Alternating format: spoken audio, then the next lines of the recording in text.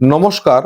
যারা দীর্ঘ রোগে ভুগছেন সুস্থ থাকার জন্য, বড় কোনো দুর্ঘটনা বা অ্যাক্সিডেন্টকে অ্যাভয়েড করার জন্য এবং সাথে সাথে দীর্ঘায়ু লাভ করার জন্য আজকে একটি মন্ত্রের কথা বলবো, যে মন্ত্রটি হলো মহামন্ত্র।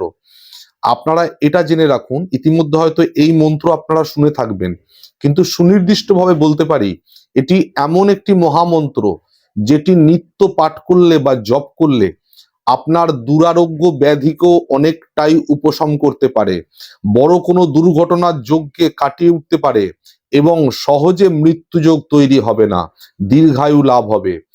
এমনকি এটাও বলা হয়ে থাকে, যদি কেউ প্রত্যেক দিন এই মহামন্ত্র 108 বার করে জপ করতে পারে, স্বয়ং যমরাজ মৃত্যুদূত হয়ে এসেও ফিরে যান এই মন্ত্রের কাছে পরাস্ত হয়ে, অর্থাৎ সহজে তার মৃত্যু হতে চাইবে না।